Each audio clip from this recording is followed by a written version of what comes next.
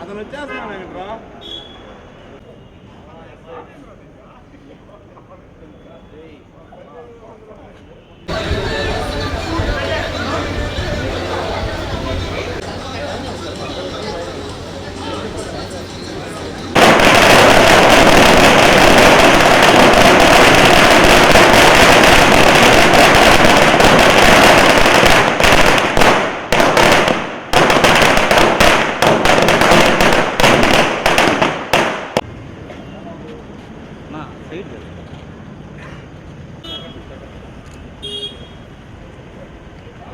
సమన్వయకర్తగా ఇన్ఛార్జిగా వచ్చిన ప్రభుత్వం రాష్ట్రంలోనే టాప్ పొజిషన్ లో ఖచ్చితంగా నెల్లూరు జిల్లా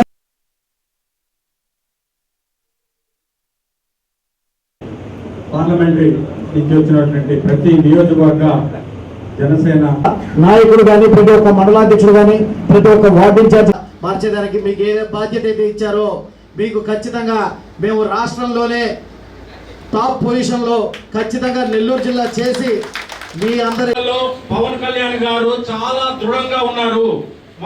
మనం దాన్ని ఎంకరేజ్ చేసుకోవాల్సిన అవసరం ఎంతో ఉంది.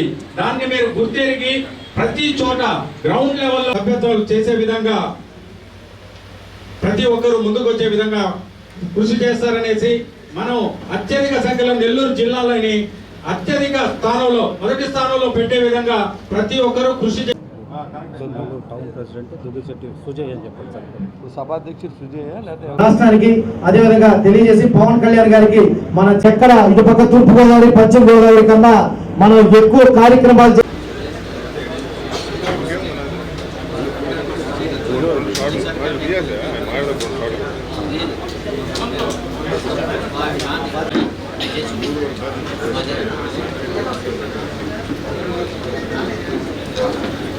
తాలూకా గురించి ఈరోజు మాట్లాడేదానికి మనకి నెల్లూరు పార్లమెంట్కి సమన్వయకర్తగా ఇన్ఛార్జిగా వచ్చిన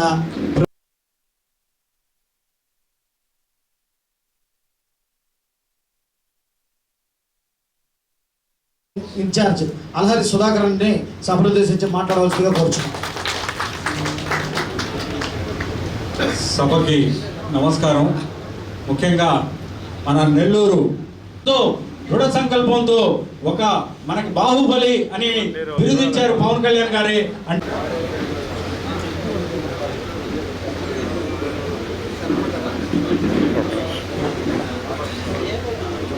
ముఖ్యంగా స్టేజీని అలంకరించి మనకి నెల్లూరు జిల్లాకి ముఖ్యంగా చెప్పుకోవాలంటే బొలిశెట్టి శ్రీనన్న గారిని శ్రీ బొలిశెట్టి శ్రీనివాస్ గారికి నెల్లూరు నగర జనసేన పార్టీ తరఫున అదేవిధంగా మిగతా జనసేన పార్టీ నాయకులు అందరి తరఫున అదేవిధంగా నెల్లూరు జిల్లా జనసేన తరఫున ఇక్కడ ప్రతి వార్డు ఇన్ఛార్జ్ తరఫున ప్రతి మండలాధ్యక్షుడు అనేది మనం చేసుకున్న అదృష్టం. ఇది ఖచ్చితంగా చెప్పగలను. ఎందుకంటే ఒక్క మచ్చ లేనటువంటి నిజాయితీగా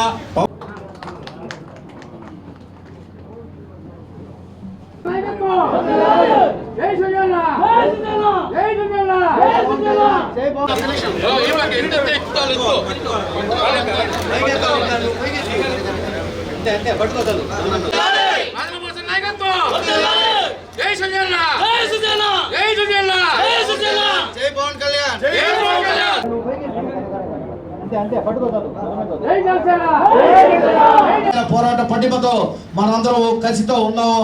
అదే కసితో ఈసారి జనసేన పార్టీ నెల్లూరు జిల్లా క్రియాశీలక సభ్యత్వ నమోదులో చూపించి మన మార్క్ని ఈ రాష్ట్రానికి అదేవిధంగా తెలియజేసి పవన్ కళ్యాణ్ గారికి మన జిల్లాని మరొకసారి ఈ కంచుకోటగా మనం చేసి చూపించాలని చెప్పి కోరుకుంటూ అదేవిధంగా రానున్న రోజుల్లో కూడా బొలిశెట్టి సేనన్న నాయకత్వంలో ఆయన సూచనలతో ఇంకా బాగా పనిచేస్తామని చెప్పి కోరుకుంటున్నాను. నాయకులతో మాత్రమే ఈరోజు సమావేశం ఏర్పాటు చేశాం. అదేవిధంగా ఈరోజు రాత్రి లోపల మనకి పార్టీ హైకమాండ్ ఆదేశించినట్టుగా ప్రతి ఒక్క నాయకుడు కానీ ప్రతి ఒక్క మండలాధ్యక్షుడు కానీ ప్రతి ఒక్క వార్డు ఇన్ఛార్జ్ కానీ అదేవిధంగా జిల్లా కమిటీ నగర కమిటీలు నాయకులు సభ్యులు కానీ ఈరోజు రాత్రి లోపల దయచేసి బీబీ ఇన్ఛార్జీలకు కానీ పిఓసీలకు కానీ ఈరోజు పేర్లు ఇవ్వాల్సిందిగా కోరుచున్నాం.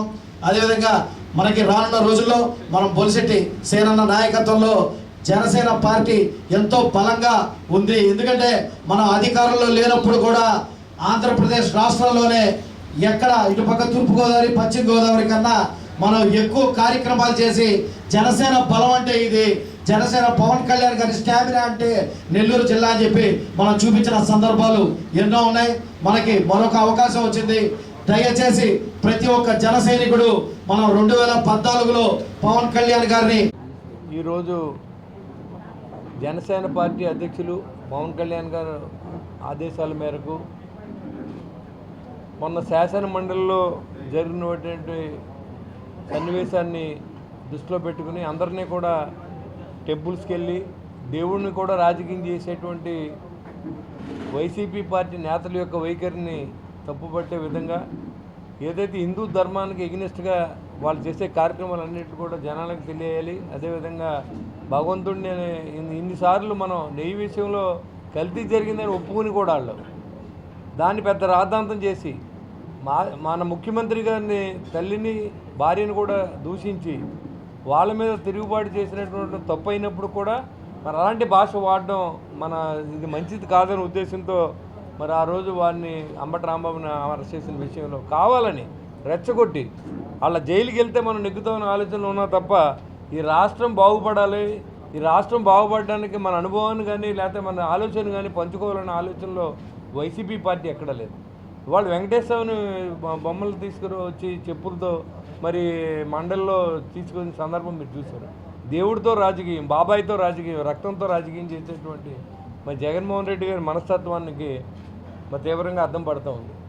ఇవాళ చూసుకుంటే మరి ఇవాళ హిందువుల మనోభావం దెబ్బతీసే విధంగా నెయ్యిలో కలిస్తే కలుస్తుంది, లేకపోతే జంతువులు కవలరు కదా కల్తీయే కదని సుబ్బారెడ్డి గారు మాట్లాడుతూ ఉన్నాడు.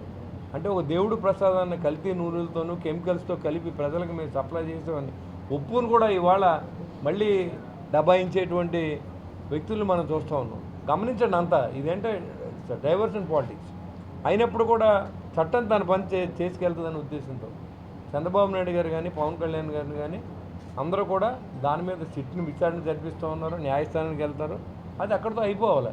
మళ్ళీ తిరిగి వాళ్ళ దెబ్బలాడే విధానం చూసారో లేదు మీరు హౌస్ చూస్తే మీకు అర్థమవుతుంది. పవన్ కళ్యాణ్ గారు క్షమాపణ చెప్పాలి, లేకపోతే చంద్రబాబు నాయుడు గారు ఎందుకు చెప్పాలి మీకు క్షమాపణ? చేసిన తప్పు మీరు ప్రజలకు తెలిసిపోయింది, తెలిసినప్పుడు కూడా మీరు దాని మీద దబాయించే విధానాన్ని ప్రజలు గమనిస్తూ ఉన్నారు. దాని మీద అంబటి రాంబాబు గారి తీరు ఏంటంటే ఆయన తిరిగి దెబ్బలాడి ఇది తప్పు కాదని చెప్పి మళ్ళీ ఎంత దారుణమైన విషయం మీరు చూశారు. అలాంటి భాష వాడినప్పుడు ఎవరు కూడా సామాన్యుడు ముఖ్యమంత్రి అవ్వక్కర్లేదు, సామాన్యుడు కూడా ఏ మనిషిని వదలడు.